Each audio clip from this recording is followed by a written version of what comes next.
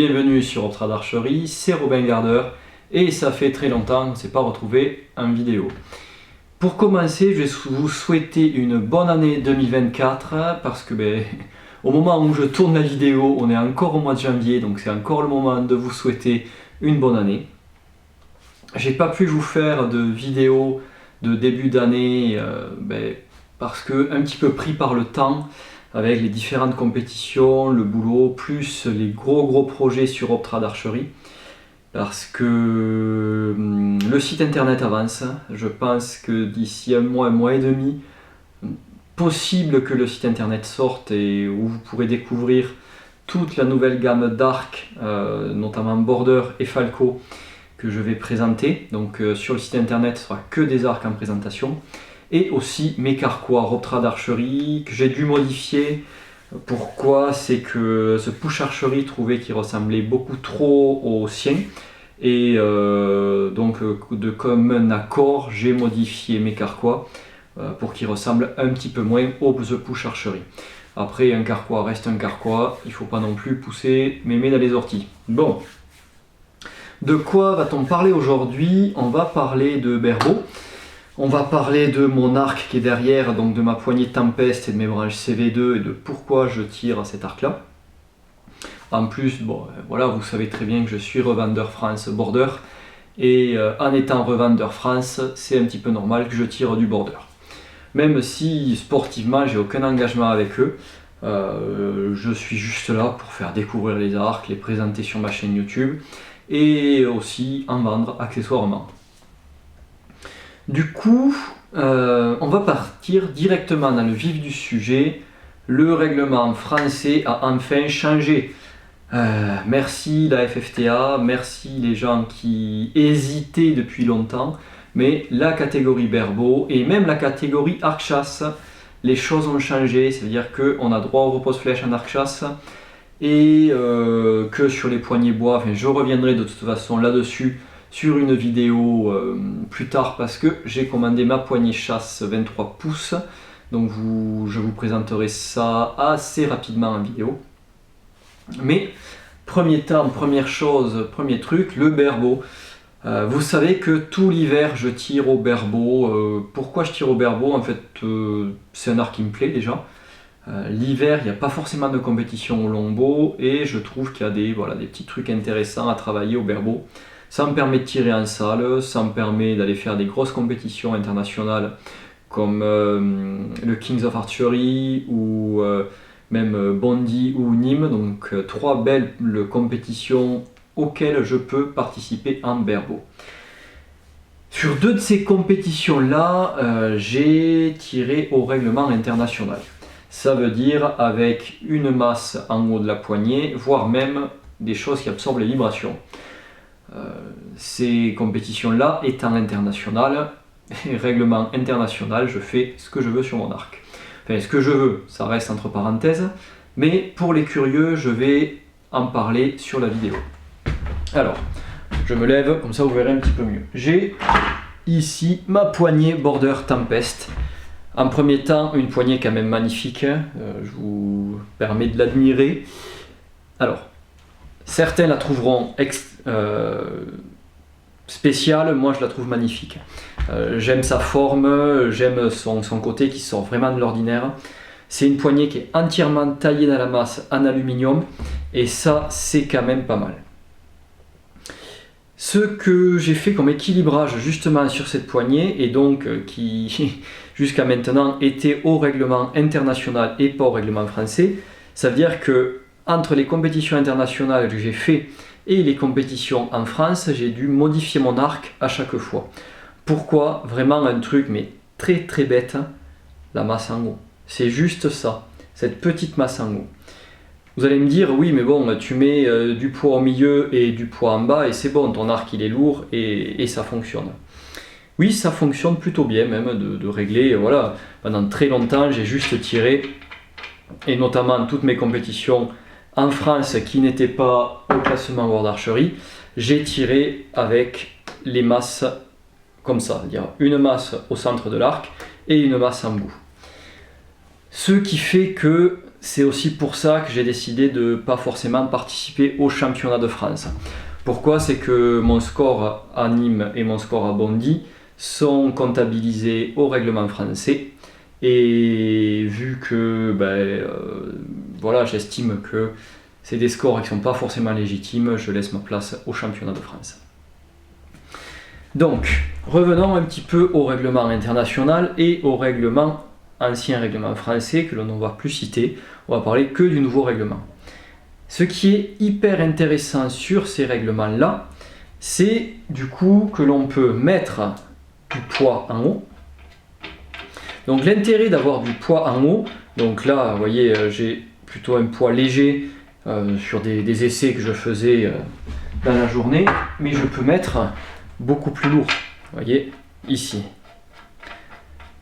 Donc là j'ai mis, j'ai un poids de environ 400 ou 450 grammes, c'est les poids fabriqués par Border, c'est le plus long, il passe dans l'anneau sur cette poignée là.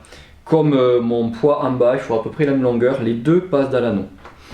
Ce qui va être intéressant sur le fait d'avoir du poids en haut et en bas, c'est de vraiment avoir le centre de gravité de l'arc le plus proche de son point d'appui.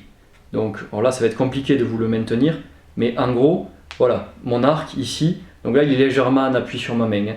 C'est-à-dire que si je veux avoir le pile poil le point d'appui, donc mon point d'appui qui est ici, voilà, que je le tienne là pour voir, voilà, je suis à peu près sur le point d'appui, et vous voyez que mon arc il tient parfaitement. Alors là je triche un petit peu parce que je prends mon appui ici, mais on voit que mon arc il est parfaitement équilibré par rapport à mon point d'appui. Et ça c'est hyper intéressant, notamment dans les pentes en campagne, c'est qu'on va pouvoir maîtriser plus facilement notre arc, on va beaucoup moins avoir l'effet de pente. Pourquoi? C'est que ce poids-là et ce poids-là créent l'effet fil à plomb. Cet effet fil à plomb fait que là, à partir du moment où je relâche ma main, mon arc il sera parfaitement d'équerre. Et j'ai du mal, vous voyez, c'est difficile de... Vous voyez là, j'essaye de le pencher et il revient de suite en place. Alors qu'un arc qui aurait que du poids sous la main va avoir tendance à rester sur l'angle que vous allez lui donner. Donc hyper intéressant en tir en salle pour être régulier, parce que on va pouvoir placer, laisser l'arc travailler et déclencher le tir. Ce qui peut être intéressant, je vais attraper mon protège-bras. Hop. Oui, parce que bon, on va tirer une flèche sans protège-bras, ça peut être dangereux. En longbow ça passe, en arc-chasse ça passe. En berbeau, où j'ai la main beaucoup plus relâchée et où j'utilise une dragonne, au retour de corde, ça a tendance à pas mal fouetter. Alors, je vais essayer de ne pas trouver la caméra et de vous montrer la réaction de l'arc au moment où je vais libérer. Je peux reculer un petit peu, juste pour pas avoir la caméra dans le champ de vision. Voilà. Hop, allez.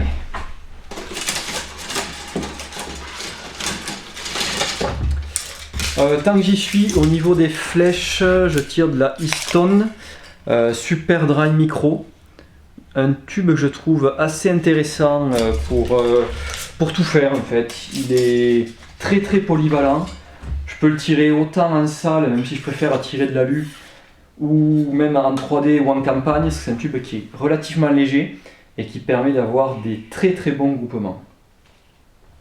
Donc là, on va voir un petit peu comment la poignée se comporte. Voilà. Alors je ne sais pas si ça ressort bien à la caméra.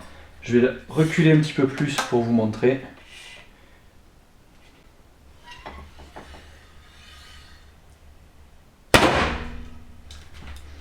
On va essayer de changer le point de vue. Là, voilà.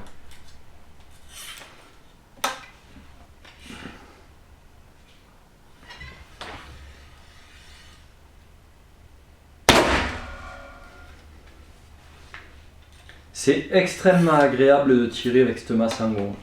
On a vraiment l'arc qui reste bien à la main et même une fois on a pendant tout le temps de propulsion de la flèche, on ressent bien le contact dans le grip, l'arc bouge pas, l'arc ne rue pas, et ça c'est vraiment bien.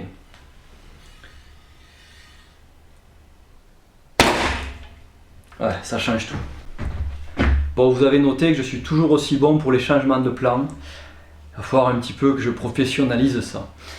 Donc voilà, l'intérêt d'avoir cette masse en haut est vraiment de stabiliser l'arc. Et j'ai vu la différence sur les compétitions que j'ai fait avec du poids en haut et les compétitions que j'ai fait avec du poids en bas. La différence de points était quand même notable, entre 10 et 15 points. Mon arc était plus lourd aussi. Personnellement, c'est vrai que j'aime tirer des arcs lourds, que ce soit mes longbows, mes arcs chasse ou mes berbeaux. Et dans les berbeaux, je vais monter vraiment en poids. Là, sur ce setup là, c'est le setup que j'ai utilisé à Bondy. J'ai 400 grammes en haut, j'ai 500 grammes en bas et 650 grammes au milieu. Donc ça reste un arc vraiment lourd. On est à un petit peu plus de... On n'est pas loin des 3 kg arc complet. Alors certains vont dire que c'est lourd, d'autres que c'est pas assez lourd, hein. Ça c'est au choix de tous. Personnellement, j'aime bien avoir quelque chose de lourd au niveau du tir. Comme arc, ça permet d'être plus serein dans son tir, plus posé, mais ça impose de s'entraîner plus parce que on peut vite fatiguer au niveau du bras d'arc et notamment pour les tireurs longbow, ne tirez pas des arcs trop lourds si vous vous entraînez qu'1 à 2 fois, voire 3 fois par semaine. Ne dépassez pas les 1 kg. Restez sur des arcs de 850-900 grammes, vous aurez de meilleurs résultats qu'avec des arcs de 1 kg. Donc je reviens sur cet arc là. Voilà, donc le règlement français a enfin changé, donc je peux utiliser mes masses en haut. Et je vais aussi essayer, quand j'aurai un petit peu de temps, mais là la saison extérieure va bientôt reprendre, donc je vais plutôt me consacrer au longbow et à l'arc chasse et à l'arc à poulie. Ça, je vous parlerai de ça un peu plus tard. Mais je vais quand même pour l'an prochain commencer à faire des tests au niveau des amortisseurs vissés sur la poignée, vu qu'on a le droit, donc voir comment l'arc réagit. Pour ces tests là, je vais utiliser des V-Box Biter. J'ai la chance de travailler, de les usiner tout simplement même, parce qu'elles sont fabriquées chez Arc System et je fais partie des personnes qui usinent ces produits là. Voilà, le petit truc et petit laïus sur l'équilibrage est à peu près terminé. Je vais vous parler un petit peu plus des branches. Ce que je pourrais faire, c'est le débander pour vous montrer ça. Alors, on va lever la corde.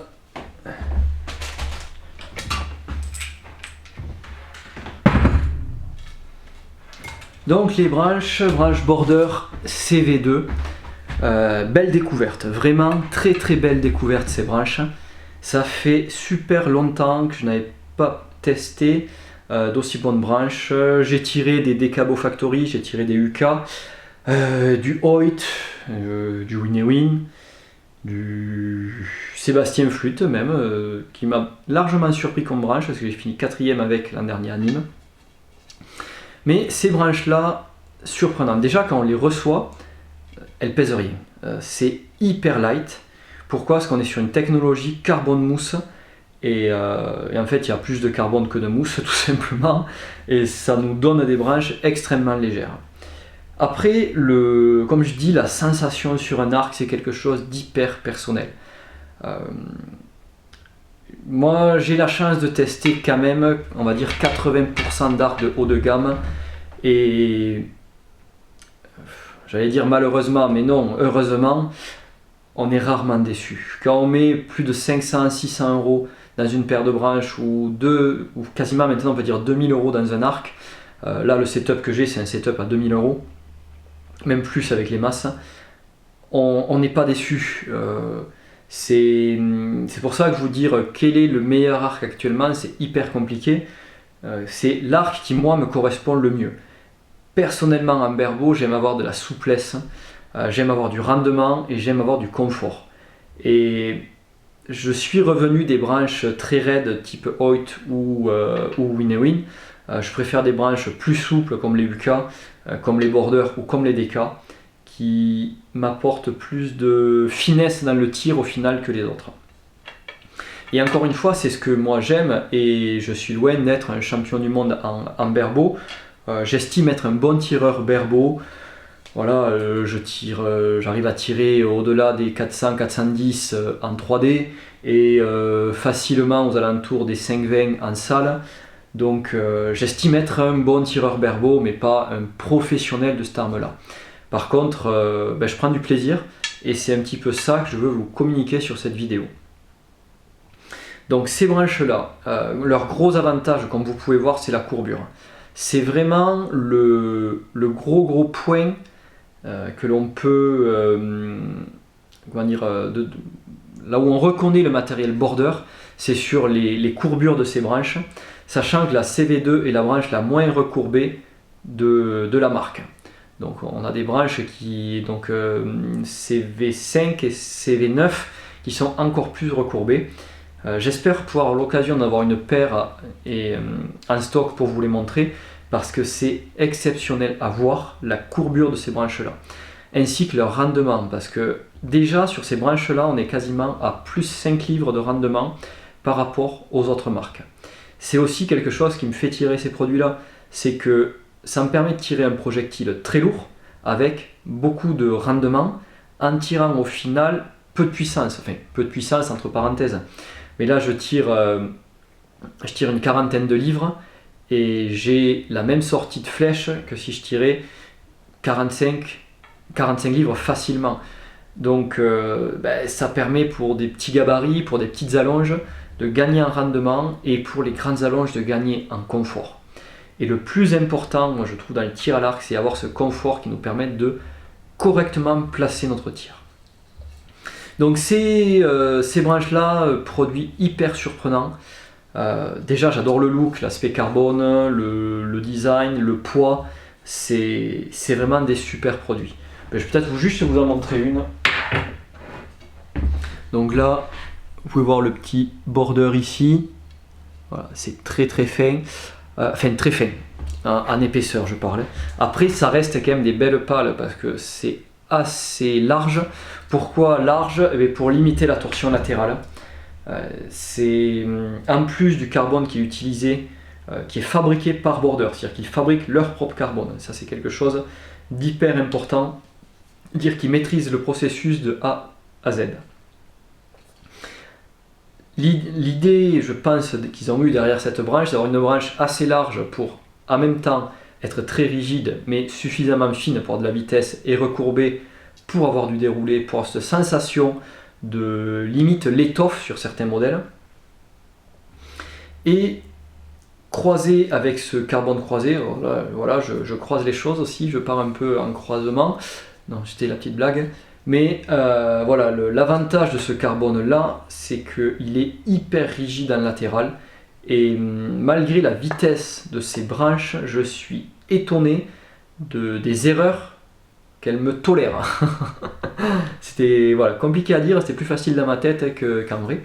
Mais je suis pas un archer hyper fin, hyper fluide, à la limite des tireurs classiques. Je suis plutôt un petit peu rugueux, surtout sur ma libération. Et sur des branches rapides, j'ai toujours un petit peu peur de ce que ça pourrait donner. Mais avec la technologie de carbone utilisée par Border et leur rigidité, en fait, on n'a aucun problème de latéral, même sur des décoches un petit peu moyennes. Alors après, au lieu de partir dans le 5 ou le 4, vous restez dans le 7 ou le 8. C'est quand même des points en plus, et ça peut facilement, sur une compétition, faire une différence. Le petit topo sur les branches c'est fait. Je vais vous parler un peu plus rapidement de la poignée. Hop là. Alors, poignée, comme je vous ai dit, entièrement taillée dans la masse. Là j'ai la masse Berbeau ici au centre. Je peux vous en montrer une, voilà ici. Donc masse celle-là qui est en inox, qui fait quasiment 850 grammes. Et celle en alu qui fait 450 grammes. Donc elles sont vissées sur les côtés. Vous les prenez en sandwich, et en plus il y a un joint torique autour qui atténue les vibrations. Et moi je sens la différence entre les tirs sans la masse et avec. j'ai 2 fois moins de vibrations, et ça c'est intéressant parce que le gros problème du Berbo, c'est les vibrations, et le coude souvent c'est le premier à ramasser, l'épaule aussi, donc quand on peut les atténuer, c'est vraiment pas mal. Sur le choix que j'ai fait de masse, moi j'ai mis une masse en inox qui est évidée à l'intérieur, donc qui fait 650 grammes.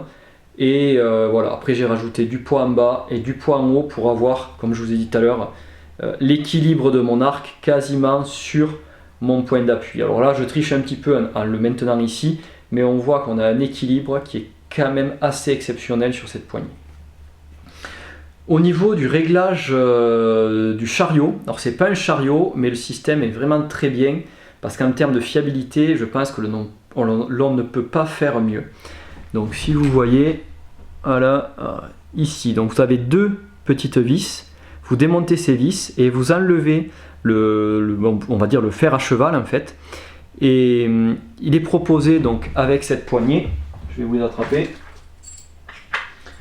tout un kit de différents, celui-là je le ramasserai plus tard, je vais poser la poignée.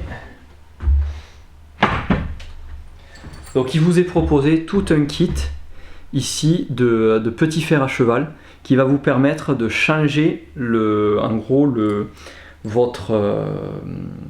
votre décalage, parce qu'en fait ils ne sont pas usinés au centre, c'est-à-dire que là sur ma poignée avec les branches border, j'ai ceux qui sont au centre et c'est parfaitement centré parce que j'utilise les branches qui vont avec la poignée. C'est comme tout, c'est quelque chose que j'ai déjà expliqué dans d'autres vidéos. Quand vous tirez les branches qui sont conçues pour la poignée ou la poignée qui est conçue pour les branches, vous avez beaucoup moins de problèmes de réglage. Par contre, entre 2 marques, par exemple, quand je monte mes branches Sébastien Flûte de travail qui sont un petit peu moins puissantes, mais il faut que je décale un petit peu en haut et un petit peu en bas pour avoir un meilleur réglage. Alors comment on les repère? Alors, en fait, je ne sais pas si là vous le voyez à la caméra, mais il y a un petit point ici, et là de l'autre côté j'ai 3 petits points, voilà. Et en fait ça vous donne le décalage à chaque fois. Donc bien sûr le décalage est du côté des 3 petits points ou des 2 petits points, et en fonction, mais vous voyez s'il vous faut mettre plus d'un côté, moins de l'autre, et vous ajustez avec ces pièces là. Alors c'est un produit qui est en option chez Border.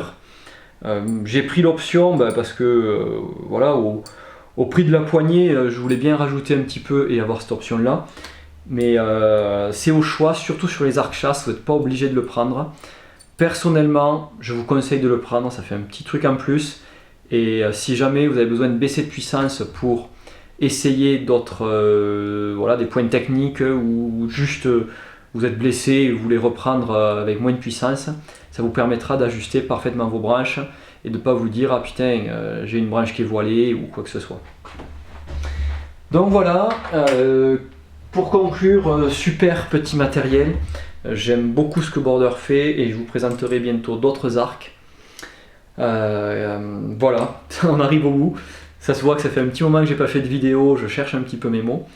Mais on se retrouve très vite sur Optrad Archery, très vite dans des prochaines vidéos. Et surtout, prenez soin de vous, tirez à l'arc, pensez à vous abonner. Si on arrive à augmenter le nombre de vues, voilà, si je n'ai pas encore fixé on va dire, de nombre d'abonnés, pardon, je ferai un tirage au sort où je ferai gagner des carquois Optrad Archery. Alors carquois et autres goodies, il y aura des carquois, il y aura des pochettes pour décocheurs, il y aura des sangles de jumelles, il y aura peut-être d'autres produits, peut-être des casquettes, peut-être des t-shirts, c'est pas encore défini. Mais je vais voir d'ici cet été pour mettre en place un jeu concours et vous faire gagner quelques produits Optrad Archery. Sur ce, on se dit à très vite et à bientôt. Bye.